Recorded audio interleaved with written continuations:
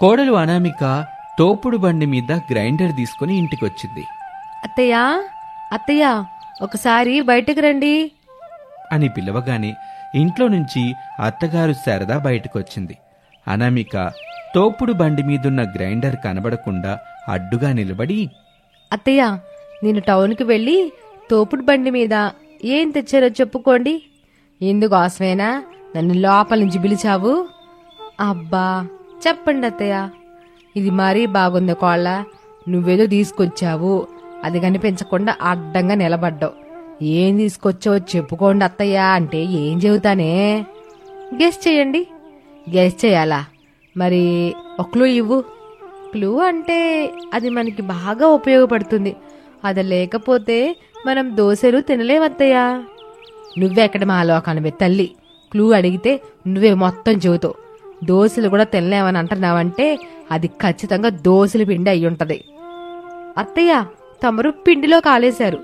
దోశల పిండి కోసం ఎంత తెలివిలేని కోడలైనా తోపుడు బండిని తీసుకొని టౌన్కి వెళ్ళి తీసుకొస్తుందా అత్తయ్య?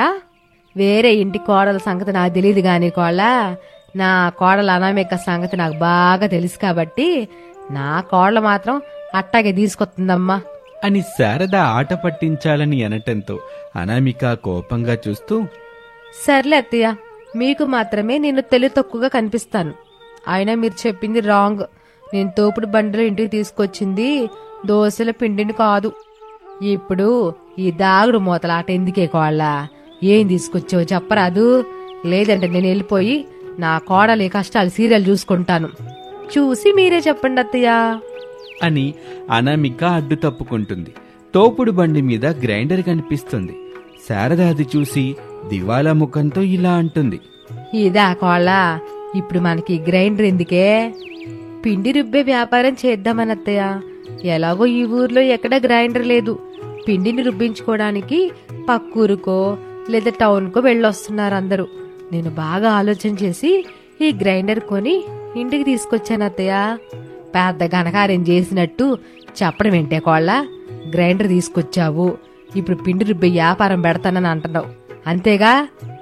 అంతే అత్తయ్య, ఇచ్చట పిండి రుబ్బబడను అని మన ఇంటి బయట ఒక బోర్డు పెడతాను. ఊరి వాళ్ళు అటు ఇటు వెళ్తూ ఉంటారు కదా, ఆ వెళ్తున్నప్పుడు మన ఇంటి దగ్గరున్న బోర్డుని చూస్తారు. మన దగ్గరే మన ఊర్లో కూడా పిండి రుబ్బే గ్రైండర్ ఉందని అందరూ మన దగ్గరికి వస్తారు. మనకి డబ్బులు వస్తాయి. ఆయన మావయ్య తీసుకొచ్చే సంపాదనకి మన సంపాదన కూడా తోడవుతుంది కదా అని తీసుకొచ్చాను అత్తయ్య అని అనామిక చెప్పగానే శారద పకపక నవ్వుతుంది. అలా అత్తగారు ఎందుకు నవ్వుతున్నారో అనామికకి అర్థం కాదు. అయోమయంగా చూస్తూ ఇలా అంటుంది, అత్తయ్య, ఇప్పుడు మీరు ఎందుకలా నవ్వుతున్నారు? ఎప్పుడుంటదో ఎప్పుడు పోతుందో, అసలు ఒక్కోసారి వత్తదో రాదో కూడా తెలియని కరెంటు కష్టాలను ఎదుర్కొని నువ్వు ఈ గ్రైండర్లో పిండి రుబ్బే వ్యాపారం చేస్తానంటున్నావు. మరి నవ్వు రాకుండా ఏం వచ్చింది కోళ్ళ? సర్లే అత్తయ్య, నా తిప్పలేవు నేను పడతానులే. మీరు నాకు సహాయం చెయ్యాలి. తప్పకుండా కోళ్ళ, నేను చేసే సహాయం వల్లే నీ గ్రైండర్ నడుస్తుంది. నువ్వు చెప్పినప్పుడు స్విచ్ ఆన్ చేస్తాను, వద్దని చెప్పినప్పుడు స్విచ్ ఆఫ్ చేస్తా. సరేనా కోళ్ళ? అబ్బా అత్తయ్య, సహాయం అంటే అది కాదు. ఈ గ్రైండర్ని ఇంట్లోకి పట్టండి అని అనామిక అడగగానే శారద ఒప్పుకుంటుంది. అత్తాకోడళ్ళు ఇంట్లో ఒకచోట గ్రైండర్ని పెడతారు. అక్కడ ఉన్న స్విచ్కి ప్లగ్ పెడతారు. అనామిక స్విచ్ కూడా వేస్తుంది. గ్రైండర్ తిరగదు. కోళ్ళ, పవర్ లేదు. ఇద్దరం కలిసి గ్రైండర్ని ఇంట్లో తీసుకొచ్చినప్పుడే కరెంట్ పోయింది. ఇక నువ్వే నీ గ్రైండర్ని తిప్పుకోవాలి అని శారద హేళన చేస్తుంది. అయినా సరే కోడలు అనామిక హేళని పట్టించుకోకుండా, సరేలే అత్తయ్య, కరెంటు పోవడం కూడా ఒక విధంగా మనకి మేలు చేసినట్టే అని అనామిక అనగానే శారద అయోమయంగా ముఖం పెడుతుంది. అదెట్టాగే? అదెలా అంటే అత్తయ్య, నేను చెప్తే మీకు అర్థం కాదు. ఒకసారి నాతో పాటు రండి, మీకు వివరంగా చెప్పడంతో పాటు చూపిస్తాను కూడా. సరే పద. నా కోడల కష్టాలని సీరియల్ చూద్దామన్నా కూడా కరెంట్ లేదుగా. ఇంట్లో ఉంటే బోరింగ్గా ఉంటది. నీతో పాటు సరదాగా వస్తాలే పద అని చెప్పగానే పేద కోడలు అనామిక తన అత్తగారు శారదను తీసుకుని బయటున్న తోపుడు బండి దగ్గరికి వచ్చింది. ఇదేంటే తోపుడు బండి దగ్గర తీసుకొచ్చేవేంటి?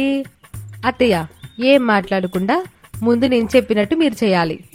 కోళ్ళ, నేను ముందే చెబుతున్నా, పాటలు పాడడం నాకు రాదు, డాన్స్ చేయడం కూడా రాదు, ముఖ్యంగా రంగీల డాన్స్ అసలే రాదు, సినిమా హీరోయిన్స్ నడిచినట్టు వయ్యారంగా నడవడం కూడా రాదు. అబ్బా అత్తయ్య, అలాంటివేమి కావు. ఫస్ట్ నేను చెప్పినట్టు చేయండి. చెప్పవే, తోపుడు బండి మీద కూర్చోండి ఫస్ట్ అని చెప్పగానే శారద ఏం ఆలోచన చేయకుండా తోపుడు బండి మీద కూర్చుంటుంది. అనామిక ఆ బండిని ముందుకు తీసుకెళ్తూ, అత్తయ్య, ఇప్పుడు మనం ఇంటింటికి వెళ్ళి మన ఇంట్లో పెట్టుకున్న గ్రైండర్ గురించి చెప్పాలి. అప్పుడే కదా అందరికీ మన దగ్గర పిండి రుబ్బే గ్రైండర్ ఉందని తెలిసేది. అప్పుడే కదా వాళ్ళు మన దగ్గరకు వచ్చి పిండి రుబ్బించుకుంటారు. అమ్మ నా కోళ్ళ, నన్ను ఎట్టా బుక్ చేసావా అని శారద అనగానే అనామిక లోలోపల నవ్వుకుంటూ బండిని కమల ఇంటి ముందు ఆపేసింది.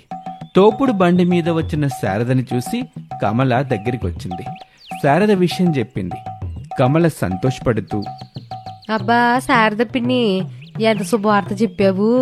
పిండి రుబ్బించుకోవడం కోసం అంత దూరం వెళ్ళాలంటే నరకంగా ఉందనుకో. నీ మాట వినగానే హాయిగా ఉందమ్మా. అలాగని ఇప్పుడు తీసుకొచ్చి మాకిచ్చేవు, నువ్వే పిండిని తీసుకొనిరా. వారేవా పిన్ని, ఇది ఇంకా బాగుంది, ఒక క్షణం ఆగు అని చెప్పి కమల లోపలికి వెళ్తుంది. శారద కోపంగా అనామికని చూస్తూ ఉంటే ఇంట్లో నుంచి కమల బియ్యం ఉన్న డబ్బాని తీసుకొచ్చి తోపుడు బండిలో పెడుతుంది. అలా అత్తాకోడళ్ళు ప్రతి ఇంటికి వెళ్తూ పిండి రుబ్బే గ్రైండర్ గురించి చెప్తారు. వాళ్ళిస్తున్న డబ్బాల్ని తీసుకుంటారు, తోపుడు బండి మీద పెట్టుకుంటారు. డబ్బాలతో తోపుడు బండి నిండటం అనామికకి చాలా సంతోషంగా అనిపిస్తుంది. ఆ డబ్బాలని తీసుకుని ఇంటికి వస్తుంది. అత్తయ్య, చూసారా ఎన్ని డబ్బాలు వచ్చాయో అని అంటూ ఉండగా స్కూల్ నుంచి పిల్లలు హరీషు, భవ్యలు ఇంటికొస్తారు. గ్రైండర్ని డబ్బాల్ని చూసి పిల్లలు ఏంటా అని అడుగుతారు. అనామిక పిండి రుబ్బే బిజినెస్ గురించి చెప్తుంది. పిల్లలు తల్లిని మెచ్చుకుంటారు. పూర్తిగా చీకటి పడుతుంది, అయినా కరెంటు రాలేదు. పనులకు వెళ్లిన రమేషు, ప్రసాదులు ఇంటికి తిరిగొచ్చారు. అనామిక చెయ్యాలనుకున్న పిండి రుబ్బే వ్యాపారం గురించి అడిగి తెలుసుకుని అభినందిస్తారు. ఇక దీపం వెలుగులో అందరూ పడుకుంటారు. ఓ అర్ధరాత్రి వేళ కరెంటు రావటంతో మెలకువగా ఉన్న అనామిక గ్రైండర్ని ఆన్ చేస్తుంది. అంతే, ఆ గ్రైండర్ సౌండ్కి శారద, పిల్లలు, రమేషు, ప్రసాద్ ఉలిక్కిపడి నిద్రలేచి కూర్చుంటారు. ఎంత చెప్పినా వినిపించుకోకుండా గ్రైండర్ని నడిపిస్తూ ఉంటుంది అనామిక. చుట్టుపక్కల వాళ్ళైతే శారద ఇంటికొస్తారు. శారద, బయటికి రా. ఏమయ్యా ప్రసాదు, బయటికి రా అని అరుస్తుంటే, అత్తయ్య, మామయ్య, మీరు పడుకోండిలే, నేను వెళ్ళి వాళ్ళతో మాట్లాడొస్తాను అని చెప్పి అనామిక బయటకు వెళ్తుంది. ఊరి వాళ్లతో గట్టిగా వాదించి తన పంతం తాను నెగ్గించుకుంటుంది. ఇలాగే రోజులు గడుస్తూ ఉంటాయి. గ్రైండర్లో పిండి రుబ్బుతున్నందుకు అనామికకి డబ్బులొస్తూ ఉంటాయి. అనామిక రోజు రాత్రి వేళ గ్రైండర్ని నడిపిస్తూ పిండి రుబ్బుతూ ఉంటుంది. ఒక రోజున ఊరి వాళ్ళందరూ కలిసి శారద ఇంటికొచ్చారు. అనామిక, నువ్వు మాకు పిండి రుబ్బివ్వవాక. మేము కష్టమైనా సరే టౌన్కి వెళ్ళి రుబ్బించుకుంటాం. అంతేగాని రాత్రిపూట నువ్వు పెట్టి గ్రైండర్ గోళ్ళ తట్టుకోవడం మా వల్ల కాదమ్మా అని ఒక్కొక్కరు చెబుతుంటే అనామికకి వాళ్ళ బాధ ఏంటో అర్థమైంది. వెంటనే వాళ్లతో సానుభూతిగా ఇలా అంటుంది. ఏం చేయం చెప్పండి, కరెంట్ ఏమో పగలుండడం లేదు, రాత్రిపూట ఎప్పుడో వస్తుంది. అప్పుడే నేను గ్రైండర్ ఆన్ చేస్తున్నాను. మరి నేను కూడా బ్రతకాలి కదా. వద్దని చెప్పడం లేదనామిక.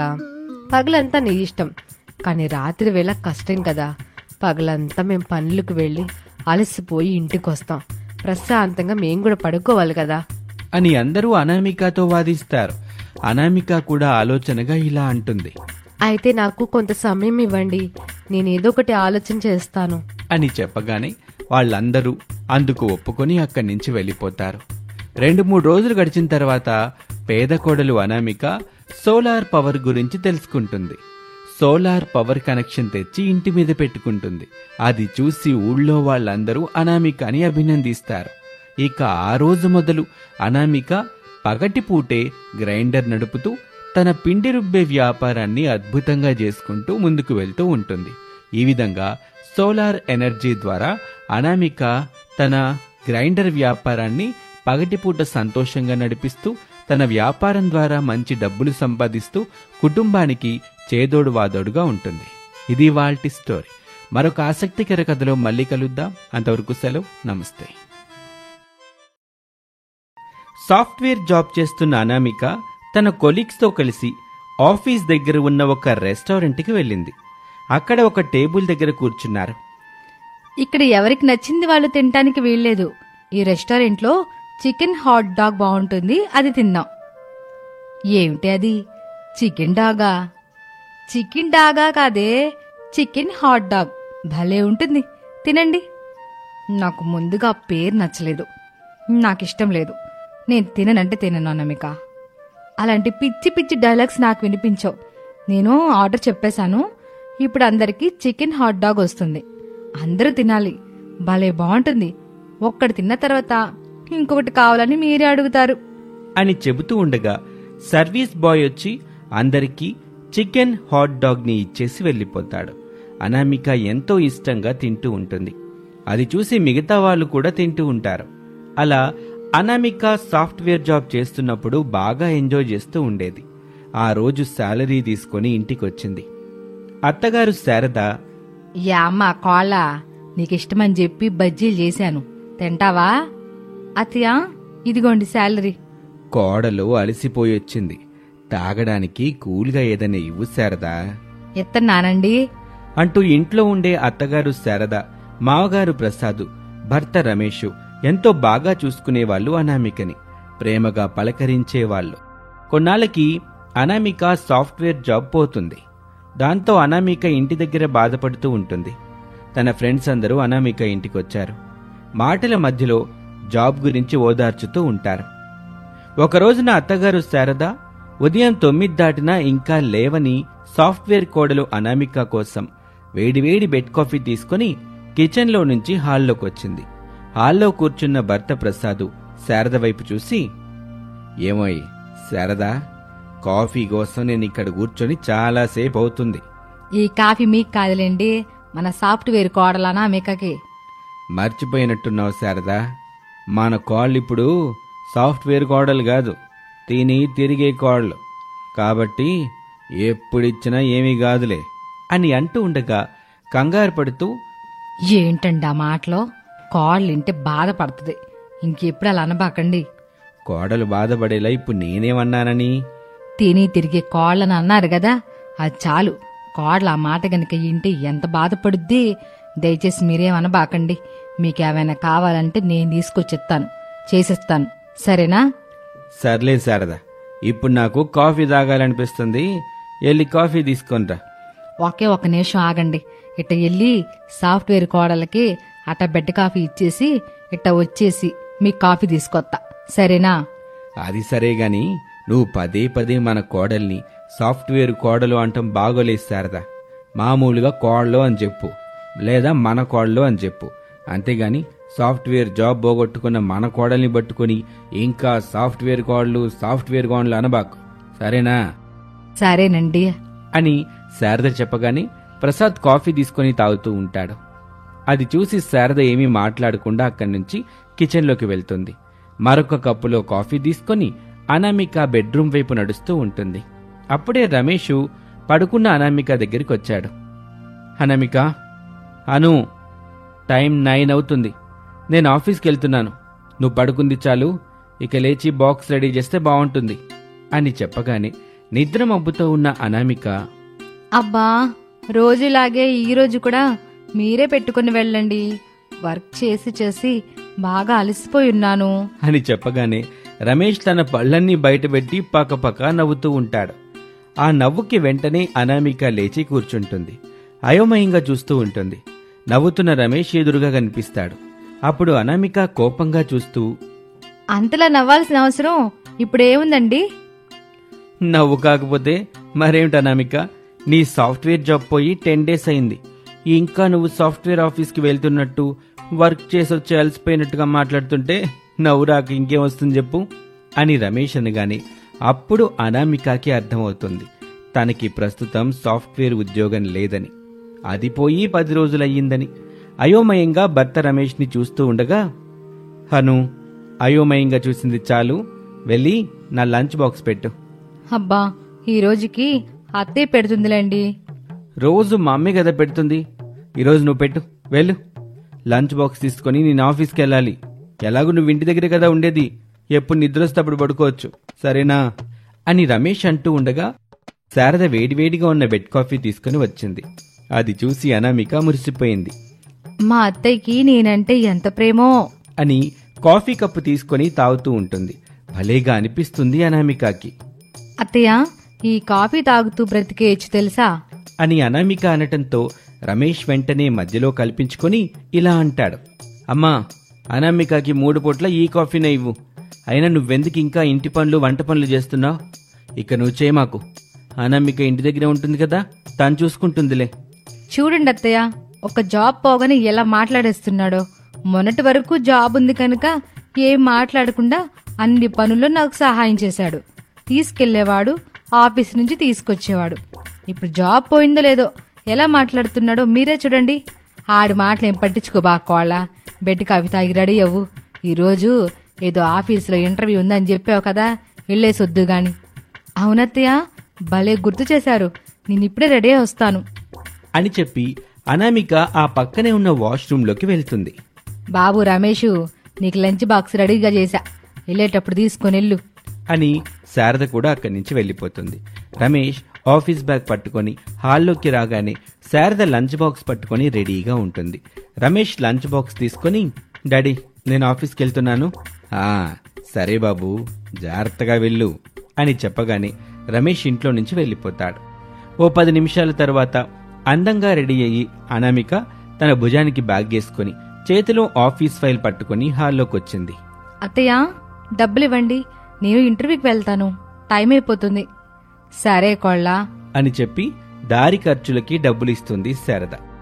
కాని అది ప్రసాద్కి నచ్చలేదు. అనామిక ఆ డబ్బులు తీసుకుని ఇంట్లో నుంచి వెళ్ళిపోతుంది. శారద ప్రసాద్కి కాసేపు జాబ్ లేని కోడలి గురించి వాదన జరిగింది. అనామిక 1 గంట తర్వాత ఒక ఆఫీస్లో ఇంటర్వ్యూకి అటెండ్ అయింది. అక్కడ ఇంటర్వ్యూ చేసే వ్యక్తి చూపు మాట తేడాగా ఉండటంతో అతన్ని కొట్టి కోపంగా బయటకొచ్చేసింది. ఇక బాధగా అలా ముందుకు వెళ్తుంటే అనామికకి ఒక రెస్టారెంట్ కనిపించింది. కానీ ఆ రెస్టారెంట్కి వెళ్లి ఏదైనా తిందామనుకుంటే తన దగ్గర సరిపడా డబ్బుల్లేవు. చికెన్ హాట్ డాగ్ తినకుండా 2 రోజులైపోతుంది. ఇప్పుడు తింటే బాగుండు, కానీ ఆ రెస్టారెంట్ దగ్గర ఇంత పబ్లిక్ ఉన్నారేమిటి అని అనుకుంటూ ఆ రెస్టారెంట్ దగ్గరికి వెళ్లి అడిగింది. అక్కడ పనిచేస్తున్న ఒక బాయ్ ఆ రెస్టారెంట్లో పెట్టిన చికెన్ హాట్ డాగ్ గురించి చెప్తాడు. అప్పుడు ఈ అనామికకి ఒక మెరుపులాంటి ఆలోచన వస్తుంది. అక్కడ ఇక్కడ నేను పనిచేయడం కాదు, నేనే చికెన్ హాట్ డాగ్ పెట్టి 2-3కి పనిస్తే బాగుంటుందనిపిస్తుంది నాకు. గట్టిగా ప్రయత్నం చేస్తే సాఫ్ట్వేర్ జాబ్ ఎక్కడో ఒక చోట వస్తుంది, కానీ ఎంతకాలం ఆ జాబ్ ఉంటుందో తెలీదు, ఎప్పుడు పోతుందో తెలీదు. పోతే మళ్ళీ కొత్త జాబ్ కోసం చూసుకోవాలి. ఇదంతా కాకుండా నేనే చికెన్ హాట్ డాగ్ పేరుతో ఒక బిజినెస్ స్టార్ట్ చేస్తే బాగుంటది అని నిర్ణయం తీసుకుని ఇంటికొచ్చింది అనామిక. సాఫ్ట్వేర్ జాబ్ వచ్చిందా కోళ్ళ నీకు? రాలేదత్తయ్య, అందుకే నేనే ఒక షాప్ పెట్టేసుకుందామని అనుకుంటున్నాను అత్తయ్య. ఎంతకి నువ్వు ఏం షాప్ పెడతావే? చికెన్ హాట్ డాగ్ అనే తినే ఫుడ్ అత్తయ్య, అది చాలా టేస్టీగా ఉంటుంది. సాఫ్ట్వేర్ జాబ్ చేసే వాళ్ళందరూ తింటూనే ఉంటారు. ఇప్పుడు నేను కూడా అలాంటి షాప్ ఒకటి సాఫ్ట్వేర్ వాళ్ళు పనిచేసే చోట పెడదాం అనుకుంటున్నాను అత్తయ్య. వ్యాపారం కూడా బాగా సాగుతుంది. సరే కోళ్ళ, జాగ్రత్త అని చెప్పగానే అనామిక ఎంతో సంతోషపడుతుంది. 2 రోజుల్లోనే అనామిక ఒక మంచి చోటు చూసుకుని చికెన్ హాట్ డాగ్ వ్యాపారాన్ని మొదలు పెడుతుంది. అత్తయ్య, ఎలా ఉంది? చాలా బాగుందే, కానీ బిజినెస్ గనక జరిగితే ఇంకా బాగుంటుంది కోళ్ళ అని చెప్పి ఇంటికి వెళ్ళిపోతుంది శారద. ఇలా రోజులు గడుస్తూ ఉంటాయి. సాఫ్ట్వేర్ జాబ్ చేస్తున్న ప్రతి ఒక్కరూ అనామిక మొదలుపెట్టిన ఈ చికెన్ హాట్ డాగ్ షాప్ దగ్గరికి వచ్చి తినేవాళ్లు. ఇంటికి రూమ్లకి తీసుకెళ్లేవాళ్లు. అక్కడ పనిచేసే ప్రతి ఒక్కరికి అనామిక తయారు చేస్తున్న ఈ చికెన్ హాట్ డాగ్ రుచి ఎంతో బాగా నచ్చుతుంది. అలా అనామిక తన సాఫ్ట్వేర్ ఉద్యోగం పోయినా సరే ఏమాత్రం అధైర్యపడకుండా నమ్మకంతో తనకు బాగా నచ్చిన వ్యాపారాన్ని మొదలు పెట్టాలని ముందుకు వెళ్ళింది. మంచి బిజినెస్ స్టార్ట్ చేసింది. ఆ బిజినెస్ లో సక్సెస్ అయింది. కాబట్టి అనామిక లాగే ఎవరైనా ఏదైనా ఉద్యోగం కోల్పోయినా లేదా ఏ అవకాశం రాకపోయినా అధైర్యపడకుండా అనామిక లాగే ఒక మంచి వ్యాపార ఆలోచనతో ముందుకెళ్తే కష్టించి పనిచేస్తే తప్పకుండా అందరూ సక్సెస్ఫుల్ అవుతారు. ఇది ఇవాల్టి స్టోరీ. మరొక ఆసక్తికర కథలో మళ్ళీ కలుద్దాం. అంతవరకు సెలవు. నమస్తే.